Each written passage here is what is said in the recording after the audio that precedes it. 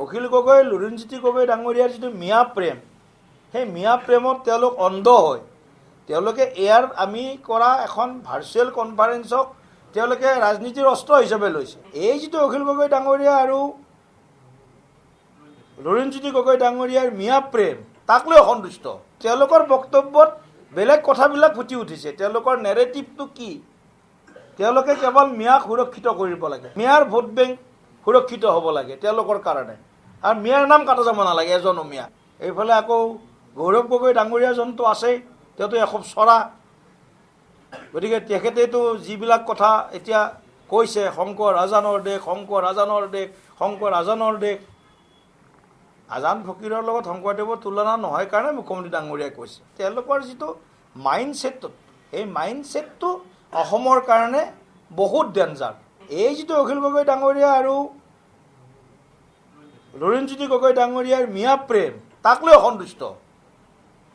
অখিল গগৈ লুৰিণজ্যোতি গগৈ ডাঙৰীয়াৰ যিটো মিয়া প্ৰেম, সেই মিয়া প্ৰেমত তেওঁলোক অন্ধ হয়। তেওঁলোকে এয়াৰ আমি কৰা এখন ভাৰ্চুৱেল কনফাৰেন্সক তেওঁলোকে ৰাজনীতিৰ অস্ত্ৰ হিচাপে লৈছে, যাৰ নেকি 5 নয়াৰো দাম নাই, 5 পইচাৰো দম নাই। কিন্তু তেওঁলোকৰ বক্তব্যত বেলেগ কথাবিলাক ফুটি উঠিছে। তেওঁলোকৰ নেৰেটিভটো কি? তেওঁলোকে কেৱল মিয়াক সুৰক্ষিত কৰিব লাগে, মিয়াৰ ভোট বেংক সুৰক্ষিত হ'ব লাগে তেওঁলোকৰ কাৰণে, আৰু মিয়াৰ নাম কাটা যাব নালাগে, এজনো মিয়া। লাগিলে হাজাৰ হাজাৰ খিলঞ্জীয়া মানুহৰ নাম কাটা যাওক, তেওঁলোকৰ কাৰণে এইটো কোনো চিন্তা আৰু কোনো উদ্বেগৰ বিষয় নহয়। তেওঁলোকৰ কাৰণে মিয়াৰ নাম থাকিব লাগে। লুৰিণজ্যোতি গগৈ লাগে, অখিল গগৈকো লাগে, এইফালে আকৌ গৌৰৱ গগৈ ডাঙৰীয়াজনটো আছেই, তেওঁতো এখোপ চৰা।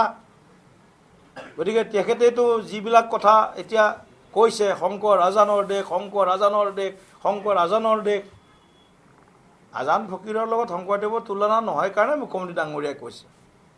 শংকৰ মাধৱৰ কথা আহিব, আজান ফকীৰকো আমি বহুত দলিয়াই পেলাব বিচৰা নাই, বা আমি নেপেলাও। আজান ফকীৰ থাকক, তেখেতে সন্মানেৰে থাকক। কিন্তু তাৰ অৰ্থ এইটো নহয় গুৰুজনা শংকৰদেৱৰ লগত, জগত গুৰুজনাৰ লগত আজান পীৰক তুলনা কৰিব। কোনোবা কৰিছিল, ইতিহাস পৃথিৱীও সূৰ্যৰ চাৰিওফালে ঘূৰে বুলি সূৰ্য পৃথিৱীৰ চাৰিওফালে ঘূৰে বুলি কৈছিল, বহু বছৰ চলি থাকিলে।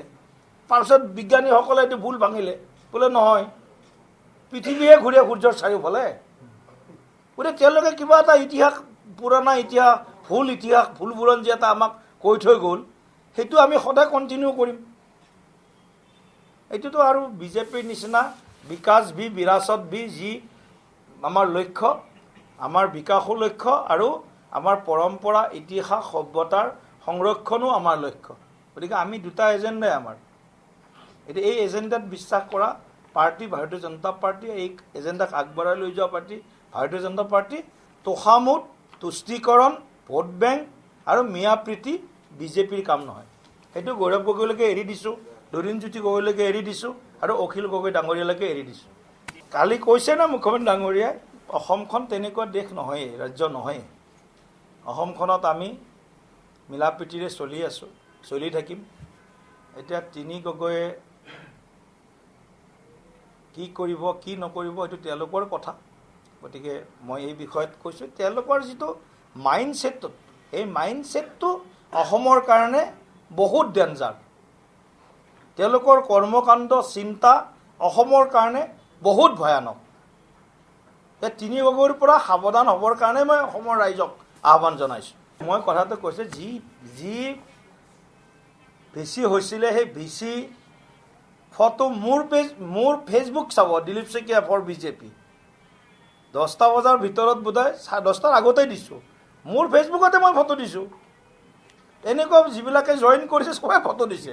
অখিল গগৈ ভাবিছে যে কাৰো তাতে ফটো নাই, মোৰ হাতত ফটো আছে, মই কিবা CBI এনকুৱাৰী কৰি, কিবা SIT গঠন কৰি ফটো উদ্ধাৰ কৰিছোঁ। কিন্তু আমাৰ বিজেপিৰ কাৰ্যকৰ্তা যোন সিদিনা জইন কৰিছে, প্ৰায়ভাগেই সামাজিক মাধ্যমত সেই ফটো শ্বেয়াৰ কৰিছে। এই ফটো 4খন অখিলে ক'ৰ পৰা আনিছে মই সেইটো কৈ দি আছোঁ। হৰ্ষ বুলি এজন ব্যক্তিৰ নাম আহে, দেখিছেনে? হৰ্ষ বুলি এজন আহে ওপৰতে, মোৰ ফটোৰ ওপৰত সৰু ফটোখন হৰ্ষজন 4খন ফটোত কমন, দেখিছে আপোনালোকে? চাই ল'ব, এতিয়াও চাই ল'ব। হৰ্ষ বোলা ব্যক্তিজন যি 4খন ফটো পোষ্ট কৰিছে কমন। সেই হৰ্ষজন হ'ল বিনোদ কোঁৱৰ, সেইজন হ'ল ডিমৌ সমষ্টিৰ আমাৰ BLA 1, ডিমৌ সমষ্টিৰ BLA 1 হৰ্ষ ওৰফে বিনোদ কোঁৱৰ। আচল নামটো বিনোদ কোঁৱৰ। আপুনি যেতিয়া তাৰ ফেচবুক প্ৰফাইল চেক কৰিব তেতিয়া বিনোদ কোঁৱৰ হৰ্ষ বুলি আহিব।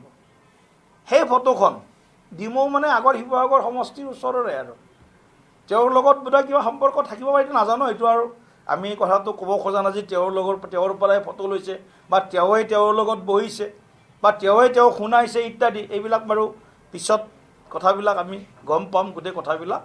তেওঁ পোষ্ট কৰা 4খন ফটো, যিখন ফটো 4 তাৰিখে ৰাতিয়ে পোষ্ট হৈছিল, সেই ফটোখন যোৱা 6 তাৰিখে 9:30 বজাত অখিল গগৈ ডাঙৰীয়াই ফেচবুকত পোষ্ট কৰিছে। মোৰ হাতত প্ৰমাণ আছে, আৰু এইটোতো তুমি আপোনাৰ এইটোতো মোৰ হাতত ময়ে প্ৰমাণ তাৰে মই হোৱা ভাৰ্চুৱেল মিটিং কৰা মোতকৈ আৰু বেলেগ প্ৰমাণ নালাগে। আৰু তেওঁ কৈছে মই নিজ কাণেৰে শুনিছোঁ। তেওঁ যিখন কাণেৰে শুনিছে তাত উপস্থিত থকা আৰু 200খন কাণে শুনিছে নহয়। মোৰ ভিচিত উপস্থিত থকা অন্য 200খন কাণে শুনিছে নে শুনা নাই? সেই 200জনৰ মতামত লওক। আৰু আদাক দেখি উঠিল গা কেতুৰে বোলে মোকো খা, কালি মীৰা পৰঠাগুৰি আহিয়ে গ'ল একেবাৰে CBI এনকুৱাৰী। আৰে অসমত বহুত বেলেগ বেলেগ জ্বলন্ত সমস্যা বহুত আছে ভাই। বিৰোধী পক্ষৰ ইমান মানে বৌদ্ধিক দৈন্যতা, ইণ্টেলেকচুৱেল বেংক্ৰাপচি যিটো কয়, ইমান বৌদ্ধিক দৈন্যতা হ'ল বিৰোধী দলৰ। মীৰা পৰঠাগুৰিয়ে CBI এনকুৱাৰী কৰি বিচাৰি দিলে, গুগলক চিঠি লিখি দিলে বোলে ক'লে। ভগৱান জানে এতিয়া গুগলে কিমান চিঠিৰ উত্তৰ দিব লাগিব। দিনটোত গুগলৰ কিজানি 2 লাখ 3 লাখ মান মিটিং হয় বিশ্বত। গুগল ইউজ কৰি কিমান মিটিং হয়, আমিয়ে কিমান মিটিং কৰোঁ, কংগ্ৰেছে বা কিমান মিটিং কৰে। গতিকে এইবিলাক মানে এটা ইমেচিউড ষ্টেটমেণ্ট কিছুমানে তেওঁলোকৰ বৌদ্ধিক দৈন্যতাটো সূচাই আছে।